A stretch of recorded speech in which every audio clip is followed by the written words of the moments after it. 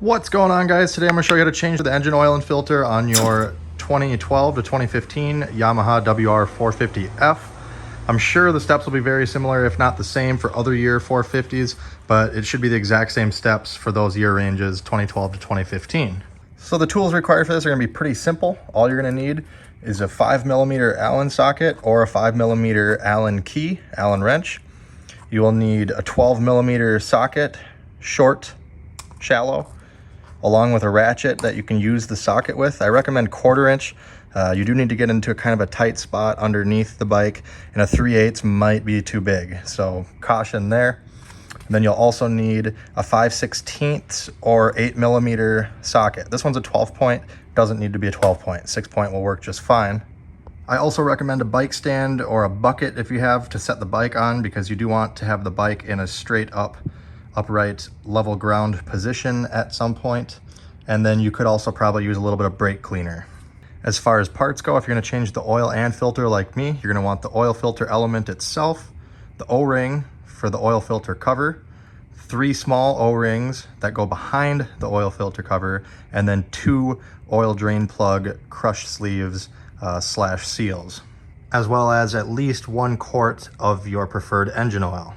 Now the instructions in the service manual say to run the engine for a few minutes to allow it to warm up, then shut the machine off and park it on a level surface. I just drove this to the garage from my storage unit, so it's definitely warmed up. I'm going to wait to get it on a level surface. I mean, it's in the garage, but I think they want the bike straight up, so I'm going to put it on a 5-gallon bucket since I don't have a bike stand, just to hold it up. But I'm going to remove the front skid plate first, because we have to do that anyways, and once that comes off, I can put it on the bucket. So we're going to remove that skid plate now. The skid plate is held in place by 3 8mm bolts. You could also use a 5/16 if you don't have an 8mm. This is the front of the bike right here. You can see 1, 2. And the third one is underneath at the back middle right here.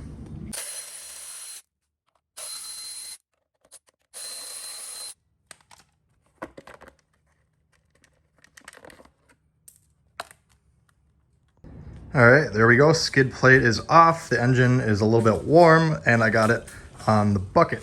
Now we can go ahead and get our oil drain pan in position, then remove our oil drain plug right here.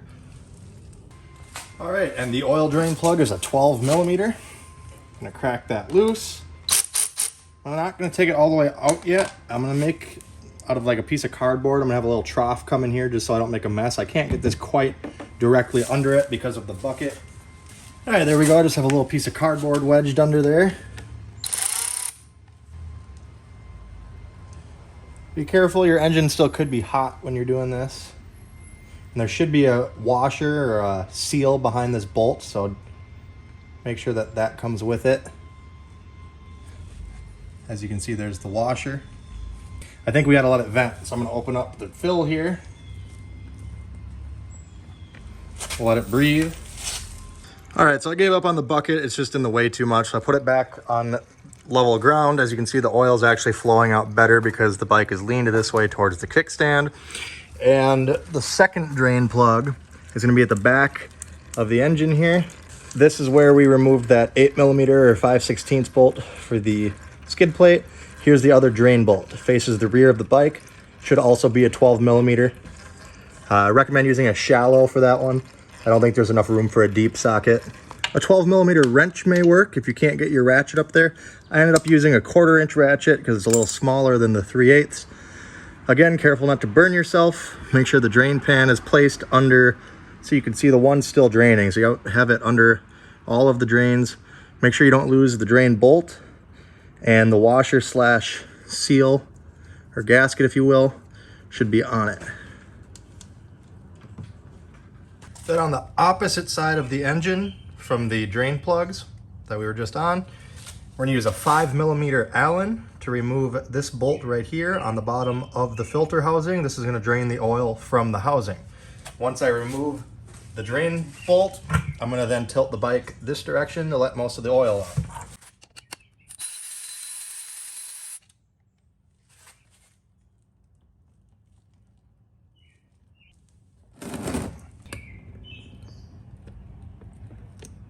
out. After most of the oil is drained out of the filter housing, you can go ahead and remove these other two 5mm Allens to remove the cover.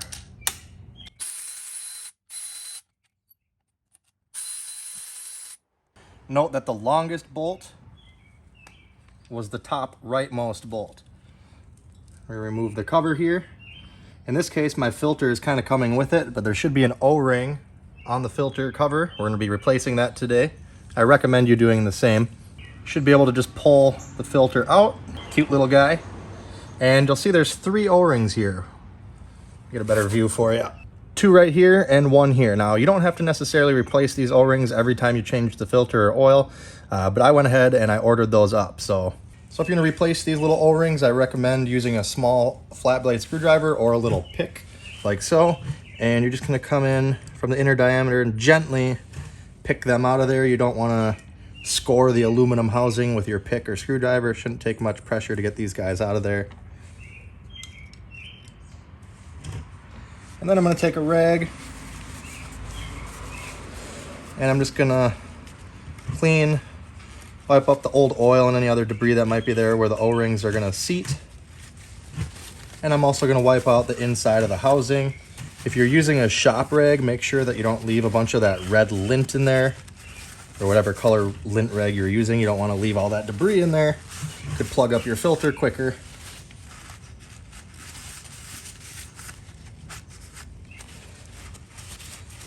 Wipe off the engine a bit here. I did get some drippage.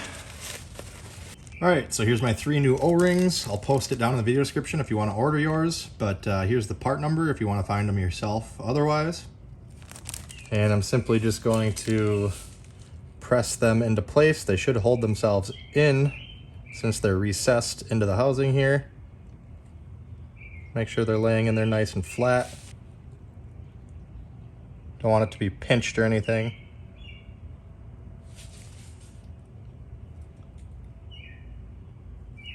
There we go.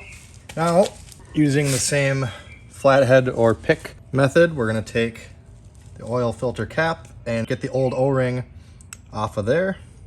And I'm going to wipe out that groove, get all the oil out of there, wipe off the cover a bit. All right, mating surface is all clean there. O-ring is out of here, and this is all cleaned up. And here is the part number for the oil cap O-ring. I will also post that down below in the video description. Just gonna put it in the groove here. Now keep a close eye on this when you're putting the cover on to make sure that this doesn't sneak off of there. You don't want to pinch the O-ring and cause a leak. And here is the filter, which I will also post down below.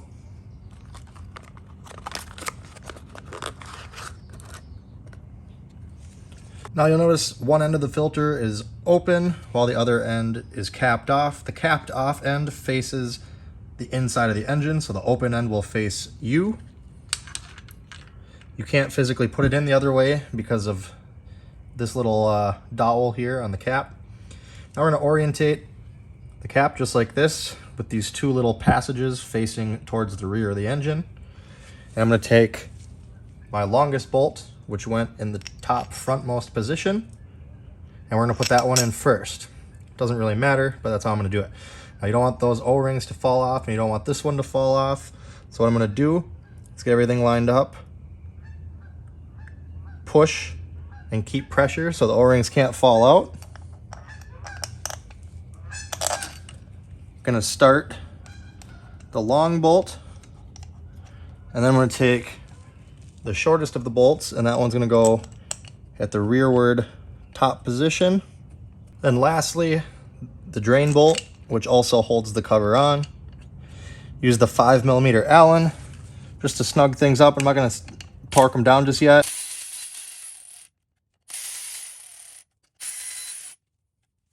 Now I don't have my torque wrench with me, but these 3 bolts torque to only 7 foot-pounds, which is not very much. A 1/4 inch ratchet would be plenty. I'm just gonna kind of use my best judgment here. Don't want to overdo it. They do thread in the aluminum block, and you do not want to strip out those threads. Now we're all done on this side, so it's a good time to use a rag or any sort of cleaning agent that you want to use to get any oil off, maybe some brake clean. Just be careful whatever you use. Obviously, if you have nice painted things, you don't want to damage anything. Mine's just all aluminum here. It's all factory.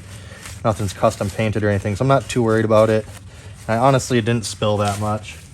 Okay, now I'm going to remove the old drain plug washer gaskets from both drain plugs, and just going to kind of clean everything up again real quick. If these are stuck on there, again, you can use a small flat blade screwdriver or a pick. You can see that one's stuck on there.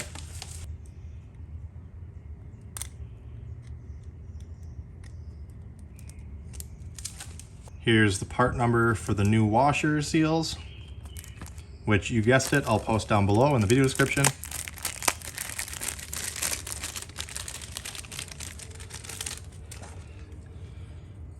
Just slip the new one on.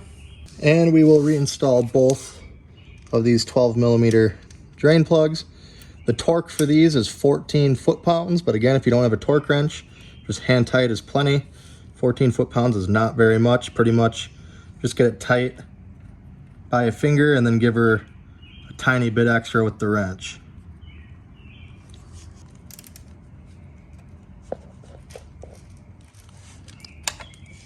Just gonna kind of wipe this off real quick.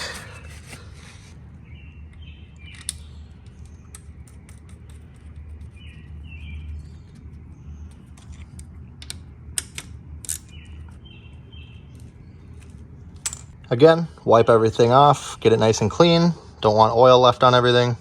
Now I'm using this AMSOIL dirt bike motorcycle oil. It's a 10W40 full synthetic. If you want to stick with Yamaha, you can get Yamalube. Basically, I'll put a chart up here showing, depending on the temperature where you ride, you can use anywhere between 1040 and 2050. Where I live, I'm gonna go with the 1040, and with a full oil change with filter, it's just over a quart. That's something like 1.06. So I got 2 quarts just to be safe. Now I'm going to remove the engine oil dipstick, which is right here. Should be ready tighty lefty loosey just by finger. It's kind of hard to get your fingers in there and it might be kind of tight, so don't be surprised if it's a little bit of a struggle. So take it out carefully, wipe it off, and as you see here, there's some cross hatching. You want the oil to be within that range once we're done. So if you have a funnel, that definitely will help. I'm gonna use one just so I don't make a big mess. I'm not gonna put all of it in just yet. I'm gonna put probably half a quart in first and then eyeball it through the hole and then go from there.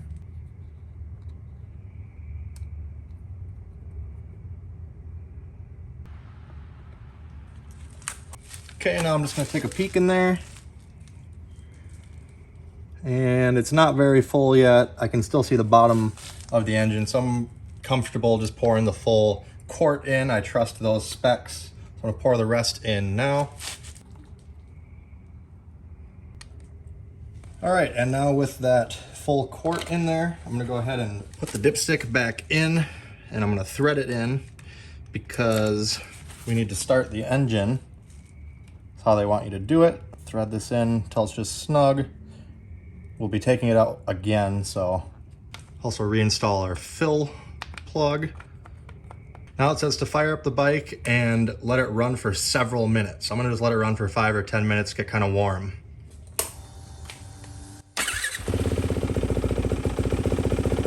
All right, my Trail Tech coolant sensor in my radiator says the coolant temp is 158 and climbing, so that's good enough for me. It doesn't need to be any hotter, I don't think. Just needs to get oil circulating through the engine. And now we're gonna let it sit for a few minutes, probably 5 minutes. And then that's gonna allow all the oil to kind of return to the sump, and we'll check it. They want you to check it with the bike upright. So now would be a good time to put it on that 5-gallon bucket like I had, or a stand if you have one. They want it to be upright when you check it. All right, so it's still just a little warm. It's been about 5, maybe 10 minutes max. I'm gonna go ahead and remove the dipstick and wipe that clean. Now, contrary to what you might think, rather than threading the dipstick back in, they say to tip the bike up straight and just drop the dipstick into place without threading it in. You don't want to thread it in, I guess. So I'm just going to drop it into place, tip the bike straight up, for a minute or so. Let it get a nice reading on the stick. Drop it back down. Pull the dipstick out.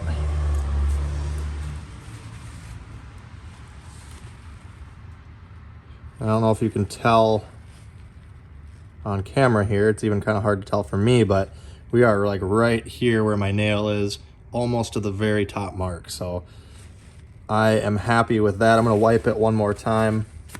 Never hurts just to check twice. In fact, I will tip the bike straight up, then put it back in so that there's no guessing games going on here. Just let it sit there again. Don't screw it in. Pull it back out. And it is a little bit lower this time, so I'm glad I checked it again, which does make sense because it says 1.1 quarts and I only put 1 quart in. So I'm gonna add just a little bit more, just a little more here. This should be plenty. I would guess I'm at about 1 1/4 quarts right now, give or take. Tip it up, drop it in, pull it out. Looks like it's right up to the top mark now.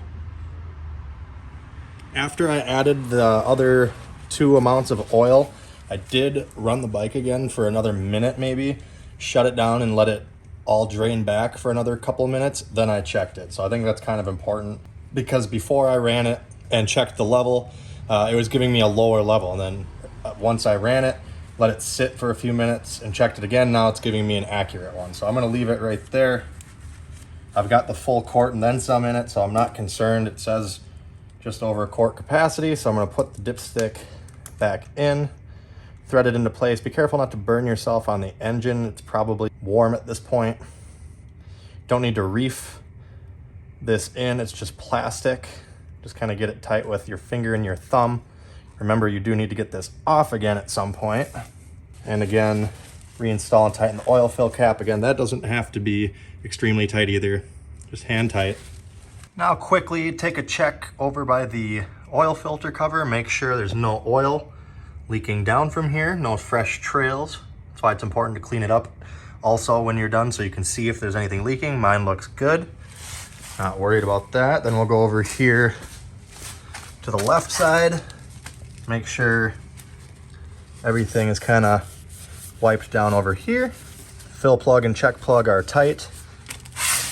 Make sure that the oil drain plug there is dry. There's no oil droplets on the bottom. And then check the one at the rear. Same thing, nice and dry. So we can go ahead and reinstall our skid plate with those 3 8mm or 5/16 head bolts.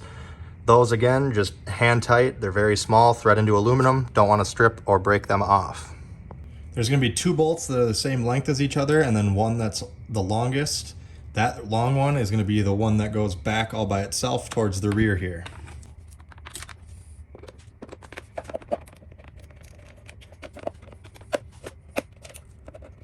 I would recommend getting them all started before you start tightening them, just in case you gotta move it around a little bit.